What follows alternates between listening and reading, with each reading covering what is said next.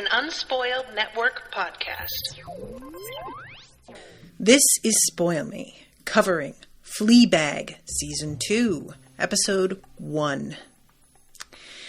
In this episode, well, it's been a year. It's been a full year. I really have to admit, as much as I knew that there was a gap between the first and second season in reality, I didn't think there would be one narratively. Welcome to Spoil Me.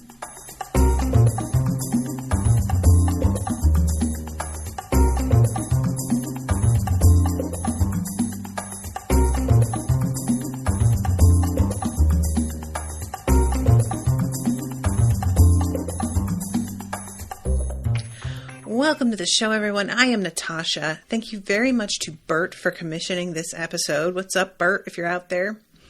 So, guys, I watched this premiere episode about, 2 weeks ago now, maybe less, whenever the last episode was. And I didn't realize that I hadn't recorded on it, so I sat down today really excited because I thought I'd get to watch the next one and realized, no ma'am, you gotta go back and start it again. That said, I am very excited to talk about it, but I just really want to know what happens next.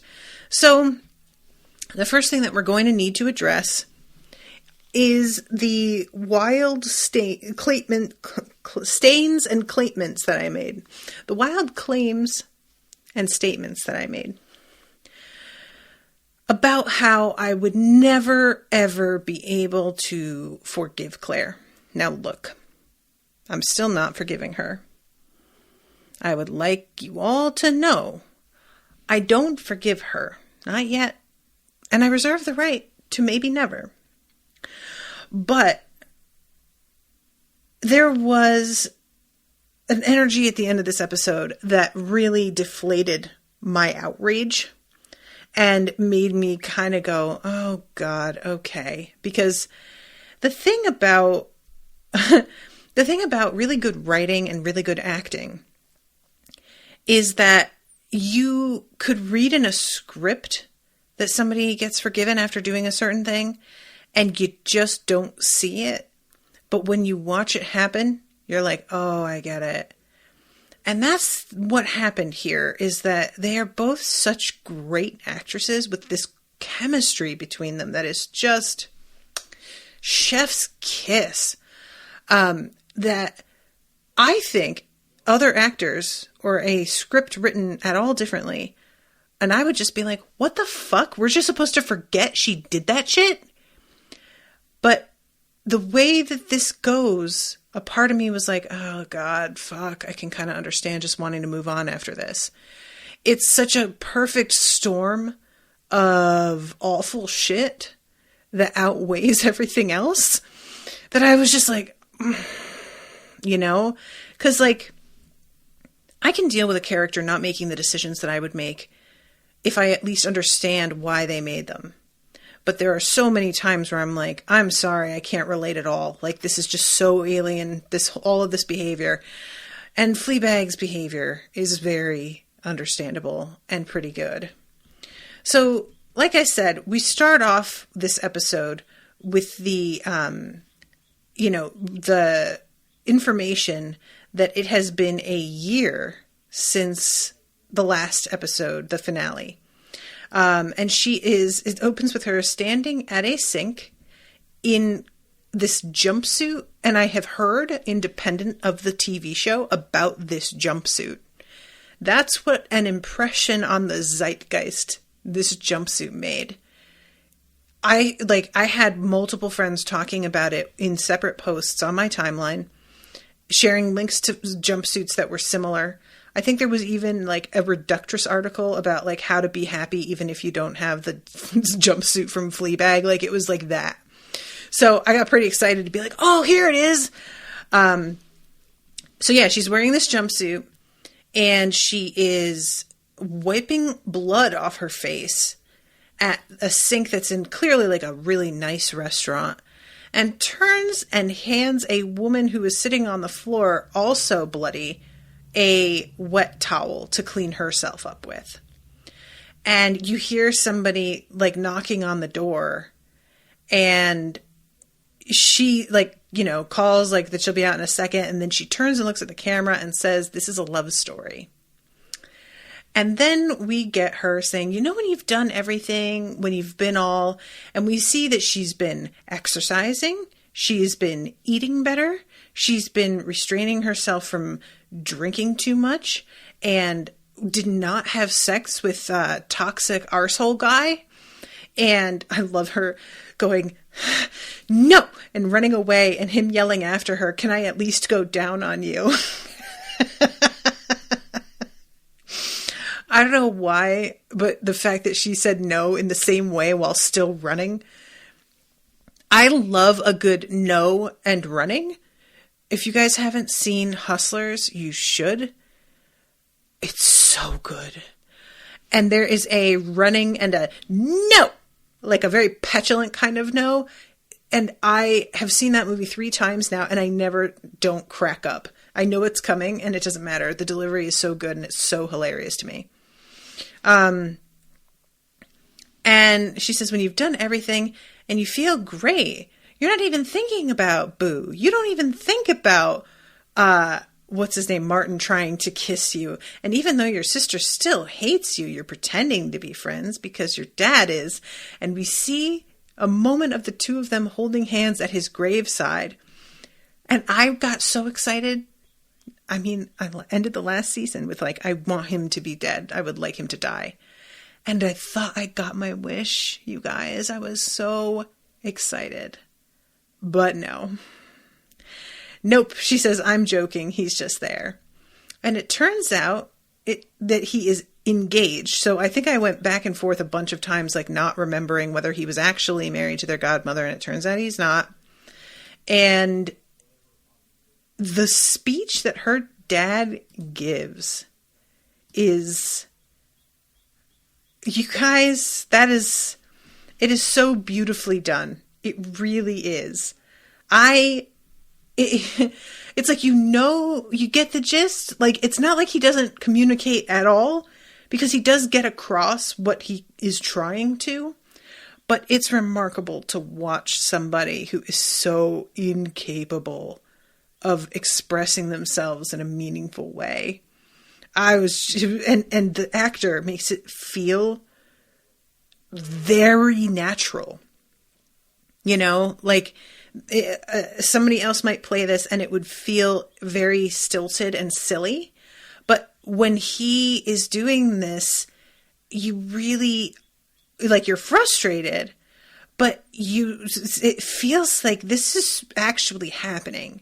You know, like he's trying and then realizing that he hasn't said it out loud, or not realizing, and moving on to the next sentence. It's so believable.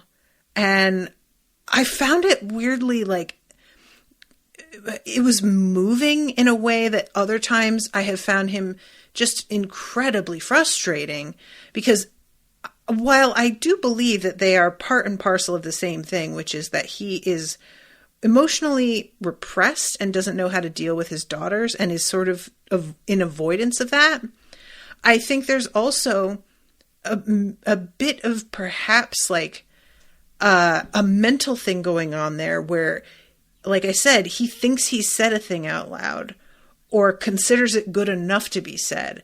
And I really feel like that's part of, for him, genuine attempts at communication.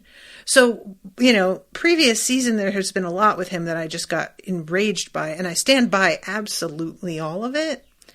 But I will say that his failure to communicate here came across as a lot more endearing and less enraging than I would have thought, you know.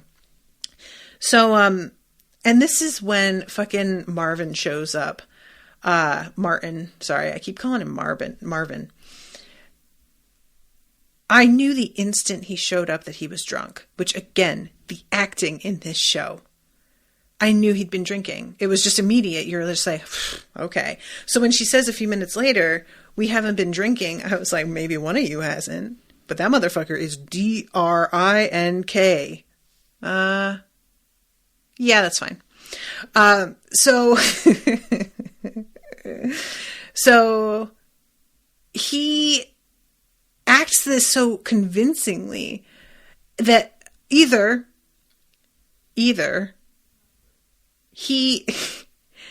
Claire is genuinely just so unfamiliar with him that she doesn't notice that he's drunk because she doesn't know him that well. And their relationship is that sort of surface. Or she does know and is in denial about the fact that he is clearly drunk. And I think it's the second one, simply due to the fact that she expresses later what total success she has had in denial. It's working great for her, is basically what it comes down to. She's like, oh yeah, here's all of the different ways in which I have pushed my feelings down and ignored them. And so far, so good. They've never come out again. I am perfectly happy with this functionality. It's been 100% from me. So I'm going to say, yeah, she definitely knows and yet has not admitted it to herself. She has suspicions, but she wants to have faith in him. And it's a perfect microcosm of what I believe is going on with Fleabag, where I think she knows that he's lying and he kissed her, and she just doesn't want to face that. I am gagging to know whether or not the kiss thing comes back up again in terms of him dealing with the consequences of it. Because I really want him to fucking get his on that. And by get his, I mean she leaves him. I really, really want her to leave him so much.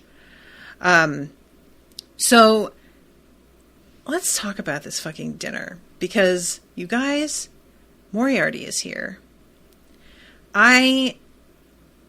When he's sitting at the table next to Fleabag, I thought for a second, oh, is this the new guy she's dating? And I was really like, huh. And it turns out that he is going to be the priest that officiates their wedding, even though neither of them are Catholic, as far as I know. And it's, the whole thing with him is wild. So, okay, I just have to take some time to just talk about him. I can't remember this actor's name. I think it might be up on this little thing here. Andrew Scott. Andrew Scott is one of those actors who, anything that he shows up in, he's Moriarty for me. It's just unavoidable. Like, some people, you're like, oh, I know them from such and such. They played so-and-so. And then there's some actors, you see them and you're like, oh, that's blank, and character name.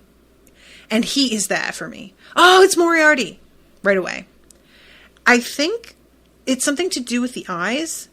He has this capacity to make his eyes look either really soulful or dead as a shark's.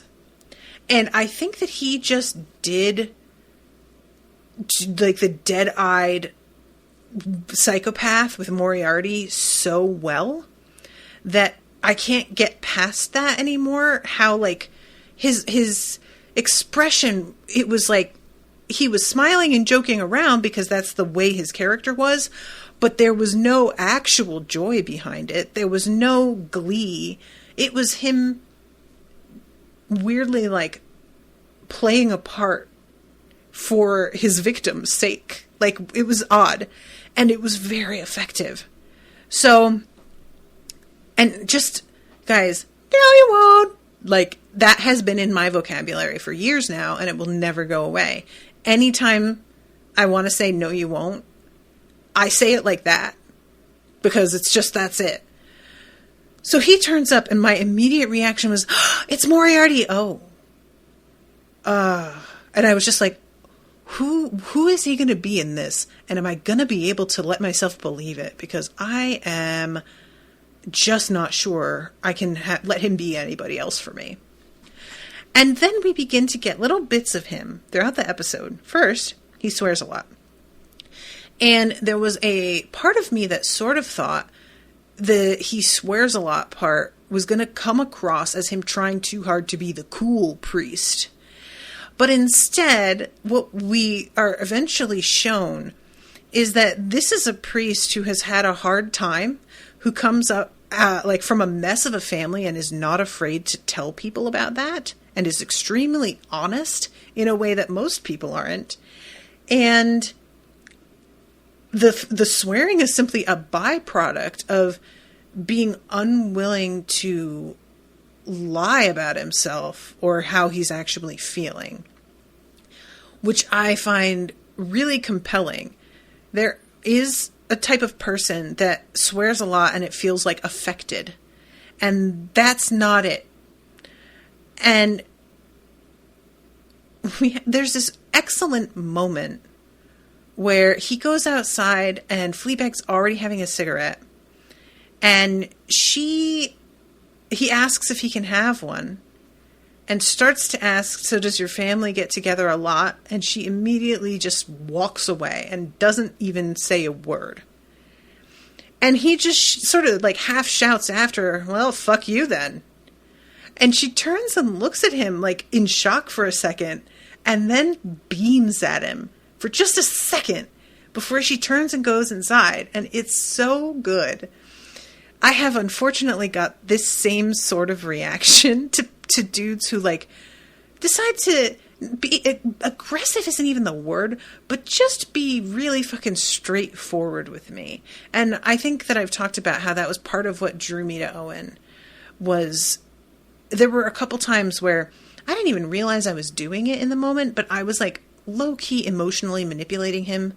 And he straight up was like, I feel like you're doing this to try and make me feel X, and I don't like it. And I suddenly stopped and was like, oh, that's 100% what was happening. Oops. And to have him be so straightforward about it and just completely call me out was really a turn on, you know? So the way that he does this with her, I 1000% relate to her reaction. Or the initial shock of like, I can't believe you just said that. Followed by, but I was being a huge dick though. So I guess you get to be a huge dick too. Okay, I see you. You know, this moment, it's so good. And throughout the evening, he's the one that's like, there's a moment where she looks at the camera and says, nobody's asked me a question in 45 minutes. And she doesn't even get to finish the sentence. And he interrupts and says, so what do you do? Indicating that he gives a shit. He has noticed that nobody has talked to her. And he's doing the thing. Which to me indicates that he is fully aware of how incredibly dysfunctional this family is. I think that he is laughing behind his hand at all of them. And I think he showed up without his little priest collar on purpose because he knew that this godmother was going to like want to weirdly show him off. And he was like, I mean, I'll come get free dinner, but I'll be damned if I'm going to be a decoration for you to crow about. She gets off enough on telling everybody that his mother had been a lesbian. Like, the way that camera smash cuts, you guys, that might have been one of the best jokes this show has done. I swear to God, and in the rewatch, I burst out laughing again because I forgot that's how they cut it. And I just thinking about it, it's really funny. So yeah.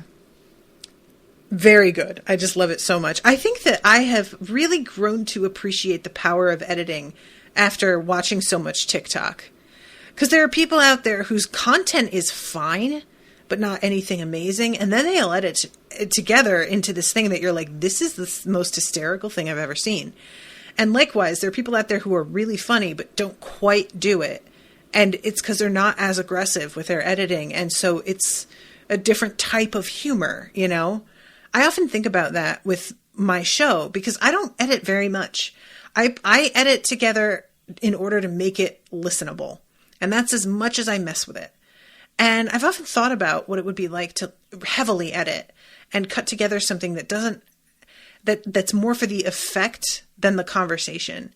And it's not for me what I want from Unspoiled, but I do understand the appeal of it. You know, there are certain people who do videos of reviews of stuff, and it's for all intents and purposes similar content to what I do, but on video, editing it that way makes it just easier to consume, and it keeps your attention, and it's just, I don't know, I'm just fascinated by it. So anyway, that smash cut just that was perfection. I don't know whose idea that was, but it's just such a great like snapshot of what the godmother is like. And I hope I'm proven right that he didn't wear his collar on purpose. I really hope so, because I have a feeling this dude sees it all. I think he does. So let's see. Dion says, I wonder if you're aware that the actress playing Fleabag is the writer and showrunner and so created Killing Eve. Oh, I feel like somebody mentioned that a couple weeks ago. I did know that she is the writer and showrunner for this show. Yes. But I didn't remember that but somebody did mention it now that I remember, because they said that. And then I was reminded that Killing Eve was a book series written by a guy, and she like was the one who adapted it, basically. And I hear that it's better than the books were. So good on her. Also, she's apparently going to be in the new Indiana Jones that's coming out. Have you guys seen the headline about this? We're going to be getting what's his face, doing the music for it again. And I am sort of hoping that this is like a backdoor intro to a woman Indiana Jones. But I bet that's not the case. I don't know. The last one was so bad. I love Indiana Jones so much, but Crystal Skull was like one of the worst movies I've ever seen. It was so bad. So I'm just sort of hoping maybe we're handing the torch over instead. That said, though, I saw somebody posit a suggestion for a new Indiana Jones where Indiana is actually played by, oh my God, what is her name? Lupe Nyong'o? Is that how you say her name? Lupita? The one from Black Panther, Lupita. Okay, good. Thank you, Gian. And that she would be collecting and stealing back things that had been stolen from like native peoples and returning it to those tribes and areas. And it would be sort of the reverse of this should be in a museum. This should not be in a museum. And I love that idea so much that nothing is ever going to be as good as that. So maybe I'm not the target audience for Indiana Jones anymore. Anyway, I'm sorry. I just completely went off. So we were talking about all of the things that what's her face? See, I just did it. What is her name? Oh my God, you guys. Phoebe Waller-Bridge. Jesus Christ. So, and she's also in Broadchurch too, which I'm going to be covering tomorrow. Those of you who were wanting to attend to that and missed it because I had an emergency and I had to cancel it very last second, I'm going to be doing it tomorrow at 12 Central Time, noon. So, but anyway, so I lost track completely. I think I was just sort of ending it with saying that I think that the priest knows what's going on. So this whole thing, there was one major surprise for me, which was the fact that Claire took the Finland job. And this was really surprising because I sort of thought, okay, if she didn't leave Martin, that means that she's also not taking the Finland job. And evidently she is. And I'm very curious because she was so worried about leaving behind her stepson. She's now commuting instead. And I just, first of all, she seems honestly happy with it. And like, I don't mean happy in the way that Claire can be, which is to say not happy, pretending very hard. I think she's genuinely enjoying the Finland job. And I also think that she is low-key into this guy that she talks about for a split second. There is a vibe to her being like, he's amazing. He's really moved the company forward. And I'm like, what's his name, girl? Does he have dreamy eyes? There was just a feeling. And I hope that's true because nothing gets you over an ex like getting under a new ex, as they say. So good for you, girl. I hope that's true. But what I was originally like concerned by is like how much she's commuting back and forth. Doesn't it mean that she's sort of leaving behind the stepson anyway? Like, there's a point at which you're trying to have it both ways, and then you ruin either one. So you just try and straddle the middle too much, and you wind up being ineffectual. And so when I heard that she was commuting, I was like, that feels worse than just not taking it. But I don't know. What do I know? And I can't help but wonder, like, I guess she's trying to keep the peace probably with Martin as well.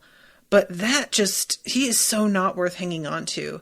And it's astonishing. How many people, guys, do we know like this? Like, it happens with women a lot more because we tend to undervalue ourselves. But it can happen with men too. It's just women are societally taught to settle for less, in addition to being told that our worth is all about our looks and, that everything else is kind of secondary.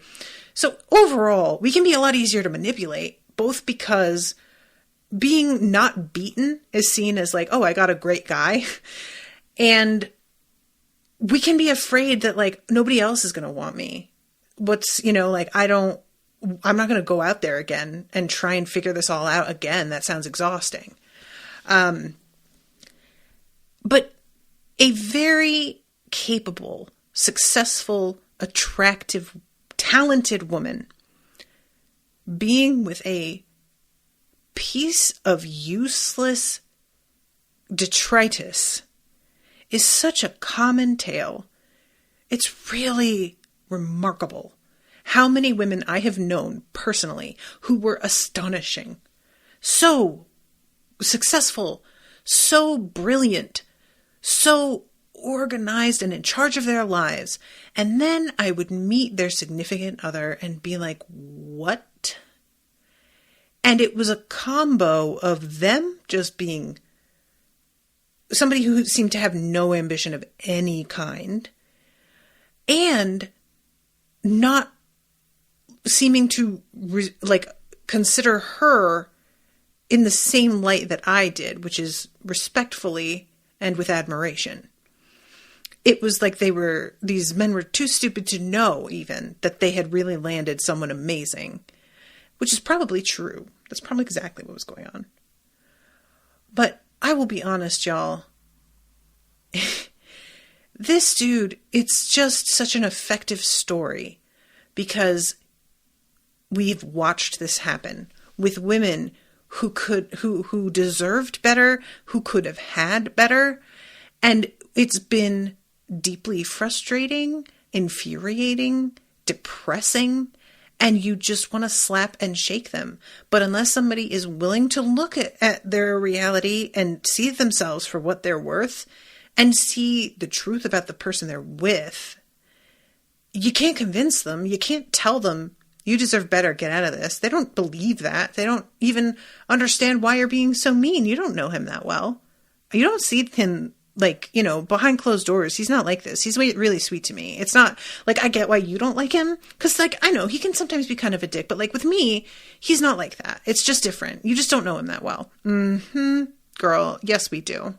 We do know him that well. You know him too well, and you've turned it around in your head, and what you are experiencing is invented, and what we are seeing is reality.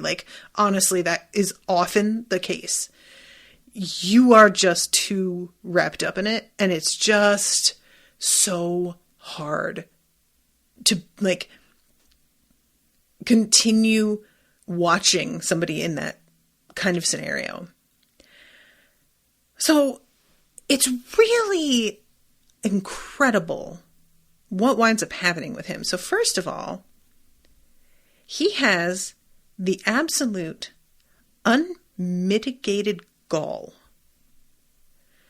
to, when he's caught drinking, this is key. Fleabag comes back from the bathroom. I think bathroom, who knows where. She's walking by him to the bathroom, perhaps. And he is grabbing a shot from the waitress, even though he has claimed that he isn't drinking. And I was proven right, and I was so smug. And he says to her, I'm just looking forward to seeing how you make this evening about yourself. You guys, my blood pressure rose to unprecedented levels on that line. Wow. He is such trash. Like, this is just, it's so well written. It's so well written. Like, it's so deeply insulting and hypocritical that it boggles the mind. And those are the ones that always get my goat the most, is like, not only is this, are you trying to insult me, but you're being so like factually incorrect that I get like, my brain just stops and focuses on that more than like the logic of it, more than the insult that's intended by it, which is like really pointless.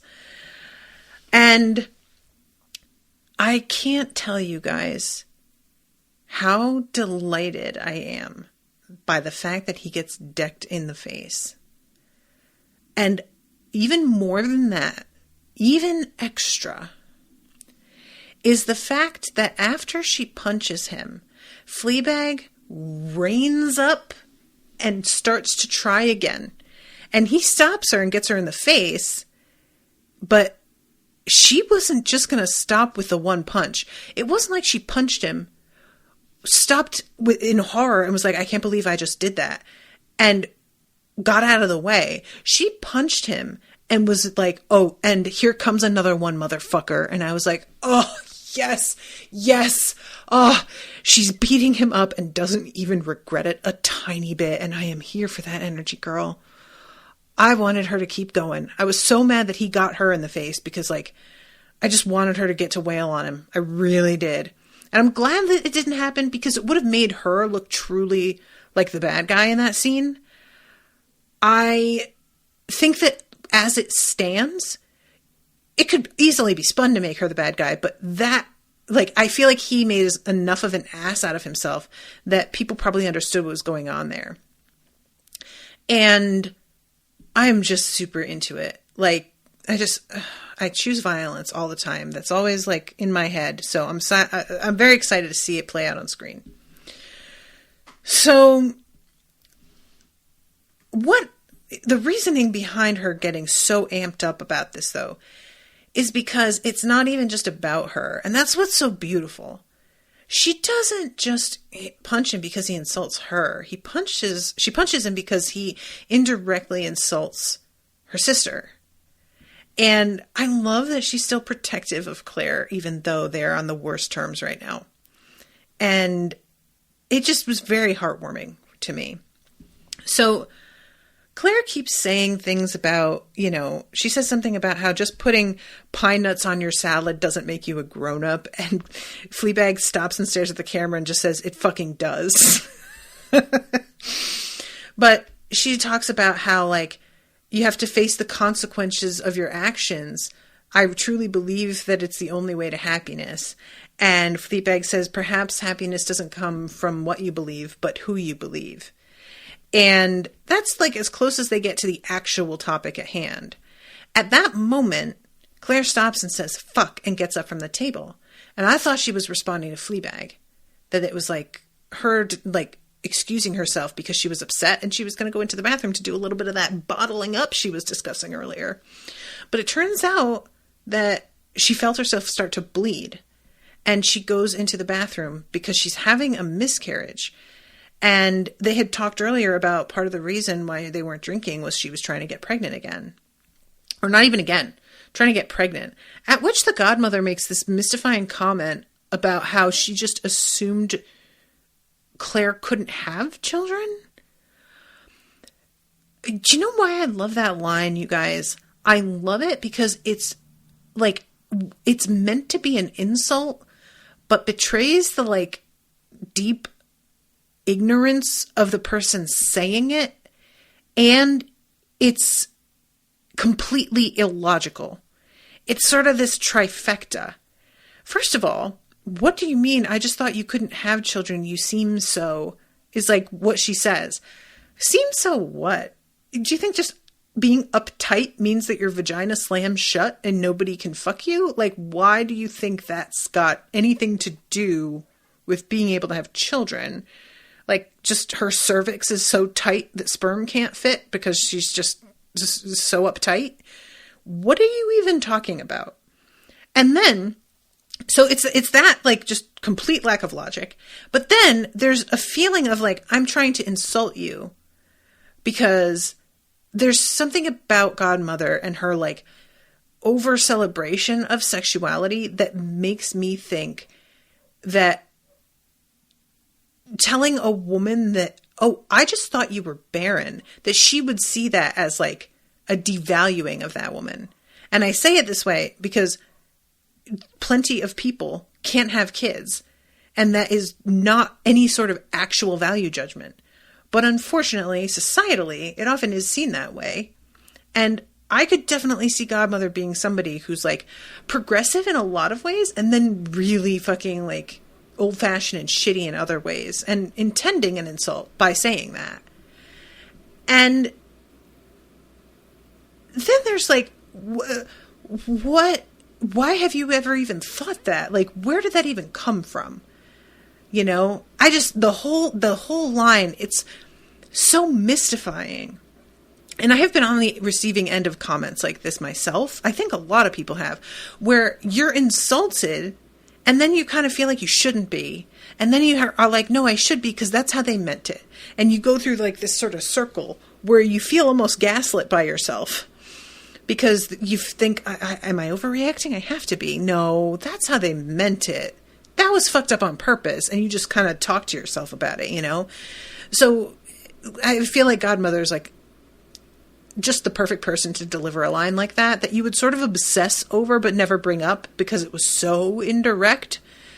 So anyway, when Fleabag realizes what's actually going on, she tells Claire, like, we have to get you to a hospital right now. And Claire agrees to go. And when she says yes, I was like, she's just not going to go. She's going to go and sit down at that fucking table and act like nothing happened. Because that's exactly what she did. At the penultimate episode, she's like, I'm leaving Martin. I'm taking the job. I'm giving you the money for the cafe. And then we find out she completely went back on that. Now, I don't know about the money for the cafe. It sounds like the business is doing better. And Fleabag's genuinely like, no, it's going great, honestly. But I don't know if that's due to getting a loan, you know? But regardless, the fact that, like, Claire made these statements and had this moment of clarity and then immediately walked it back, I was like, that's what Claire does. She is logical in her way at times, but she crosses past that into trying to behave like she's not actually a human being who is susceptible to human emotions and, like, seems to believe it about herself. So there's this attitude that she has of, like, I have already coped with the grief of my miscarriage and thus do not need medical intervention, which is like, that doesn't make any sense. What are you talking about? But she really seems to believe that as long as she isn't crying and upset, that she's fine. And it's like, there's other shit happening, lady. Like, what are you talking about? And so she sits down. And Fleabag sits down and is watching in shock as she pours herself a glass of champagne. The whole table erupts into, oh, look at these two. Wow, what did you take while you were in the bathroom? Just go off for a couple minutes and you come back and you're teenagers. And this is probably my favorite part of the episode as a whole, is the very, very accurate table conversation. It's so passive-aggressive. It's so unfunny, but everybody laughs. And everybody laughs. Like, Fleabag is disgusted by it, but when the camera pans across her, she's laughing with everybody else at these bad jokes. Like, it's just what you do.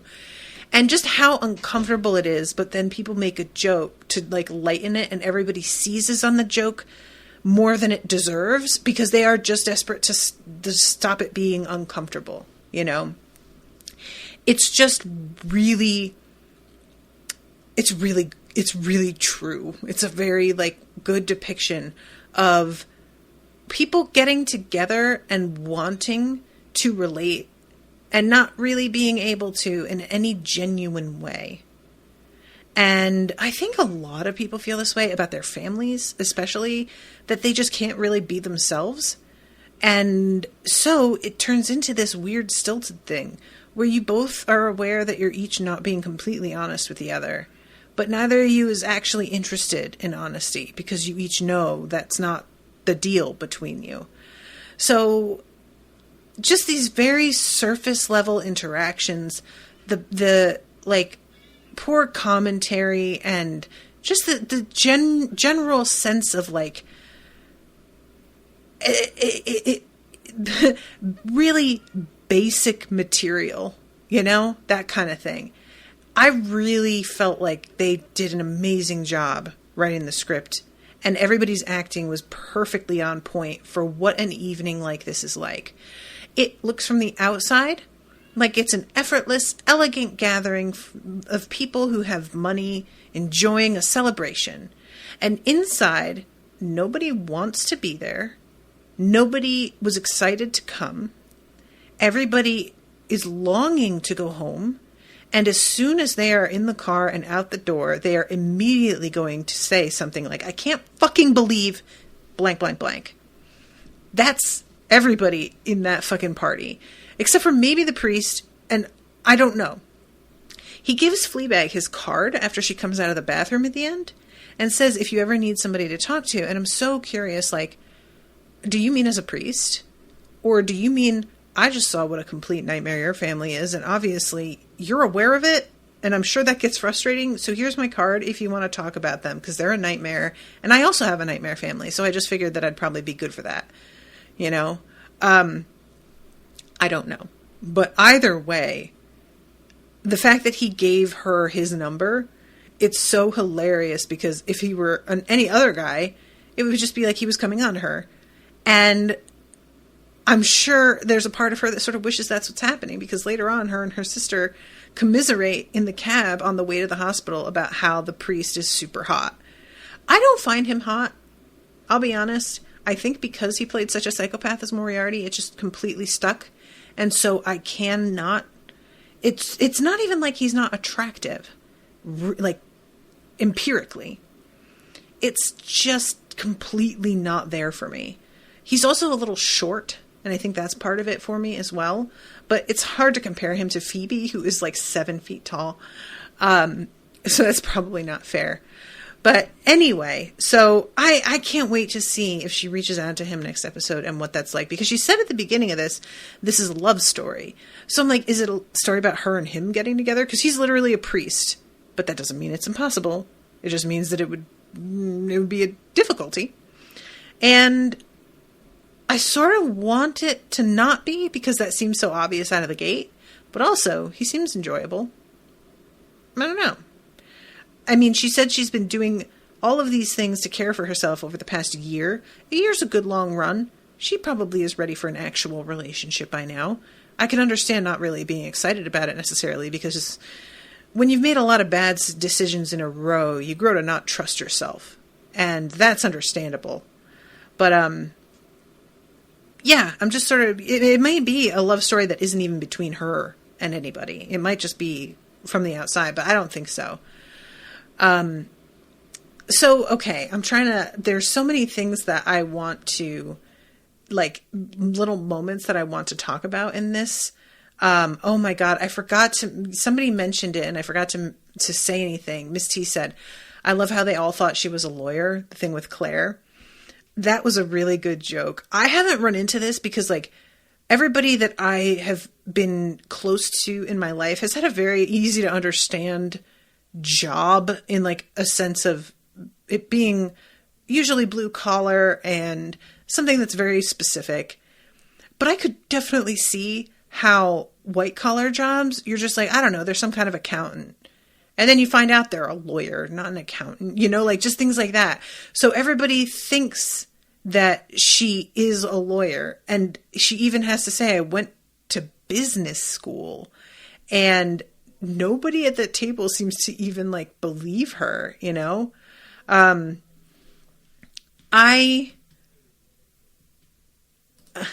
forgot about this moment. Remember the part where the priest is asking her about her sex position in Japan. He says, why were you in Japan? Even though Fleabag under her breath was like, don't ask her. And she goes off on how the Japanese were really moved by her work. And they do this thing where they have her beginning to reply to him, and then Fleabag's dad interrupts a little, and she stops and says, oh, I'm sorry, darling, did you? And no, it's fine. And so she'll begin talking again, and then he sort of interrupts or finishes her sentence again.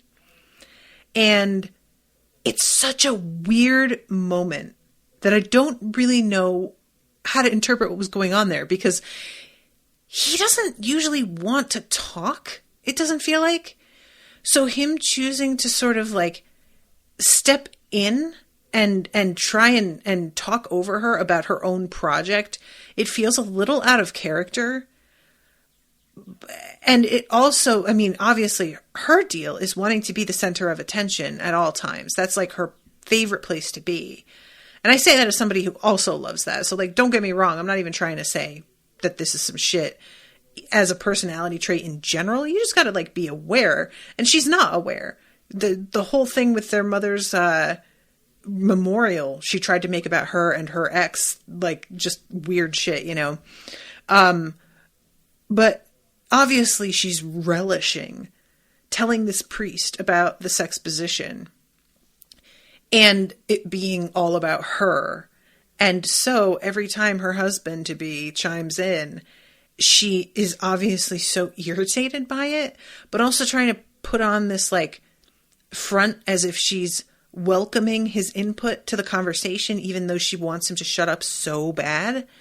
And it's just it's one of those interactions that we haven't really seen a lot about how the two of them function as a couple. We have only heard him going to his daughter, I deserve to be happy. And it hasn't really felt like this woman has made him happy in any material way, because we don't know him that well and we haven't seen their relationship to each other that well. And I feel like this is the first time that there's been a real bit of insight into the way they function with each other. And this seems right to me, that she likes to be the center of attention. She's clearly very decisive and very opinionated about certain things and wants things to be about her, including like decision making, I would bet. So wants her way. And he is such a sort of passive, slow person. And I don't mean slow like he's like slow on the uptake. I mean that he is like slow to develop an opinion and voice that opinion. So by the time he like puts the words together to be like, no, I don't really want that, she's already bought it. You know, like it just takes him longer to assemble his feelings and thoughts on a thing. But she is so quick to do it and so uninterested in his opinion that it's just done by the time he finally like pulls everything together and begins to understand. So that's just the impression that I got from the way that scene went, because it went on a little bit, you know, and it felt significant to me just to see that like she would want to be with somebody who is willing and eager a lot of the time to take the back seat, you know, and maybe sometimes he doesn't want to do that, and how unwelcome that is, because that when there are relationships that are two people of extremes like that, I could see her sort of being like, I thought we had an agreement, you know, like I thought there was a tacit understanding that when I talk about my shit, you shut the fuck up. Like when I talk about most shit, you should probably shut the fuck up. But this is for one, a guarantee that you should shut the fuck up. And him, maybe as he's like getting prepared to marry her, starting to rethink the dynamic of their relationship. This is a classic thing too. And I've been guilty of this. When you are in a relationship and then it starts to get taken to the next level and you wait until it's like being taken there before you start to think about whether you're actually happy or not. And the classic thing to do, a lot of couples that are unhappy think that getting married will fix it. But the worst one is thinking that having a kid will fix it. That's the absolute, like, epitome of a bad decision to me. A kid will not make anything better or easier. It will make everything harder and worse, and you have to be okay with that. Like, that's the deal. You will love them and you will feel rewarded, but everything will be harder and worse a lot of the time. Just don't, guys. Just don't have a kid for a Band-Aid for your relationship. So anyway, I am interested to see if we see more of the two of them, if we get a better look at him, if he does rethink what he's doing here. I really just want to see anybody actually call her out for her shit. So, I don't know. Oh my God. Miss T just said, what did you think of Dad's bedroom gift? So, thank you, Miss T, for reminding me of this. He meets Fleabag outside and gives her an envelope for her birthday. And she assumes he's giving her a check. And is like, no, seriously, the cafe is doing well. And he says, no, it's not for work, it's for you. Still, understandably, assuming that it is a check, she's like, oh, he's just giving me money to enjoy. And her sister notices the envelope and asks her what it is, and she decides to open it at the table. I think to maybe irritate her sister a little bit. And she opens the envelope, and it is a voucher for a counseling session. To which the priest says, I would kill for one of those. Oh, babe. Yeah, you probably do need therapy a lot. But it's like just one of those moments of, it's so insulting. And that's not to say getting therapy is insulting. You all know the difference between I'm choosing to get therapy because I am interested in caring for myself. And I want to invest that time and money and energy into myself. And here, you need therapy real bad from somebody who, by the way, does not have their own shit super together. And by that I mean both her dad and obviously her godmother, because I deeply think that this was her idea. It can't not have been. Right? Like, come on. It was definitely her idea. And, I mean, I don't, like, she probably should. She's been eating well. She's been exercising. She's been trying not to drink so much or have toxic sexual relationships.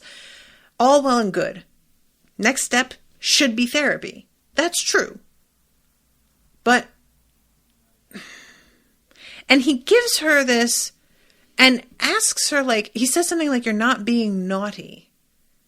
Essentially, in a very weird, almost backhanded way, acknowledging that she's made some improvements in her life, but he doesn't sound approving of it. He sounds suspicious. It's weird. And she says, because it doesn't matter. And I couldn't tell if she meant, I'm doing better because I was beating myself up over something that can't be changed. So, like, guilt doesn't help or matter. Or if she was cutting herself off, like she was about to give him a real reaction, a real response to his question. And she suddenly was like, why am I going to actually open up to my dad? I'm not telling him anything. It doesn't matter. And stopping herself, because it felt more like the second one. Like, almost like she stopped herself from being tricked yet again into being vulnerable with him. Because last time she tried, he basically told her to get lost as soon as her godmother stepped outside. So I think that was probably what was going on there, was she felt that she was reaching for a moment with him again. And it went really poorly last time. And she just was like, you know what? I'm not doing that. It doesn't matter. I'm just not worried about, like, explaining it to you. It's such a, like, this is one of those things that in a lot of circumstances, I would feel like that's super unhealthy. But there really have to be boundaries drawn with a parent who has done this sort of thing to you. Like, it's unhealthy to simply never be vulnerable, but we're seeing her refusing to play into this with somebody who has deeply disappointed her before and is like actual family, and choosing to like back off from it and be like, I'm not, I don't think so. That's actually probably very healthy. There are some parents that you can't engage with in that way. I'm lucky that I'm able to tell my mom pretty much everything. I don't, but I could, and I wouldn't be particularly worried about it. If I had a parent that was so distant like this, I don't know what I would do. Like, I don't think I'd tell them anything. I have very, very close friends who know very little about things that go on in my life because it's hard for me to share in that way, in a one-on-one way. I've said this before. It's very easy for me to get vulnerable when I'm talking at you guys on camera and you can't talk back and I can't see your face. It's very simple to like engage one way. But when I have to make room for another person in the interaction, I don't want to bring up my shit, so I don't. And that's not necessarily what's going on with her here. It's just somebody who hurt her. And she's not putting herself in the position to get hurt again, and I'm not mad about that. The whole thing, like, oh man. So she comes back out of the bathroom with her sister, watches her sister pretend everything is fine. Everybody joke, talk about how, oh, they're suddenly drinking. Oh, look what you did. And then she just says that she had a miscarriage. She says about herself. Fleabag at first blurts out, oh, for fuck's sake. Everybody looks at her and is like, what's the matter? And she says, I just had a little, and she finally just blurts out the word miscarriage, which works pretty well in the sense that when Claire starts to say to her, if it's gone, it's gone. No use crying about it. It just looks like Claire is being absolutely cold-hearted and vicious. And she is, but to herself. But it's beautiful to see her forced to say that in front of everybody to someone else to make her hear the fucking words. Because I have had that sort of thing happen in my brain where I am about to say something to myself and I will stop and be like, I would never say anything that hideous to anybody. I can't believe I just thought that about myself. And it's really startling when you recontextualize how you treat yourself to how you treat your friends or how your friends treat you. And suddenly that shit's not acceptable, not remotely, but you were fine with it, when it was all internal. So I just loved that. And the way that like the priest reacts and is like, Claire, in this like, okay, we need you to get therapy too, but we'll deal with that in a second. And Fleabag basically gets up and is like, I'm just going to go and deal with this in my own fucking weird way. No, I won't go to the hospital. I'm just going to be here. I'll just, deal, I think she says, in my own irrational, anal, retentive psychopath way, something like that. And this is when Martin says, at least you got your moment in the spotlight. And and that's right after it's probably for the best comment about the miscarriage. Again, he's talking like it's a completely reasonable thing to say because he's directing it at somebody that he is a little afraid of, I think, and also has contempt for. And unbeknownst to him, his wife, who actually went through this, is sitting next to him, hearing him say these words and meaning them. It's up to the kid to jump ship if it doesn't want to be in there. Doesn't the kid get a choice? Kind of like that kind of thing. Just really, the implication being, you would be an unfit mother, and this kid knew it and abandoned you because you would be so bad at the job that it could just tell. And so when he says the whole like moment in the spotlight thing after that, she just can't anymore and decks him. And he, in protecting himself, decks her back and flings himself backward into the face of the overeager waitress that has been popping in and out. And that is who we see her giving the like wet towel to in the bathroom later, is the poor waitress whose nose got broken. Oh, guys, there is nothing like the pain of a broken nose. It is so specific. And it really is like the worst thing. So at the end, she's leaving. Everybody has left. And the priest gives her his number. She heads out, I think she's gonna find a cab, and she sees her sister who's waving her down. And she gets in the car, and basically she's like, just tell them where you live. And I thought that was very interesting, that her sister doesn't know where she lives. Is it because she's moved recently, or has she never known? Like, that's a pretty big thing to just not know. It means that Fleabag has never had her over either at all, because she just doesn't want her to see where she lives, or since she moved, which if she did move, that's interesting. But that would make sense because they have been on bad terms. But I just thought that was an interesting bit of dialogue, like tell him where you live. I was like, okay. And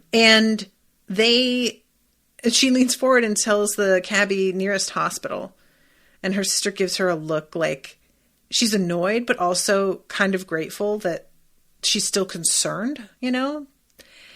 And then says something, the priest was quite hot. And Fleabag just says, so hot. And they sort of smile at each other and then look out the opposite ways. And that's the end of the episode. It was a really, really good ending. It was just like I said, the vibe between them is so good. I want to stay mad at Claire, but it's hard. She's such an understandable mess to me. I just get her, you know, but it's just so upsetting. All right. So that is it. Thank you, Bert, again for commissioning this. I hope that you guys have been enjoying the coverage. Let me see when the next episode is here. Tuesday, April 13th. So just next week. Yay. So yeah, guys, come and hang out with me on that again. And I can't wait to watch the next one. Yay. All right. Until then, toodaloo, motherfuckers.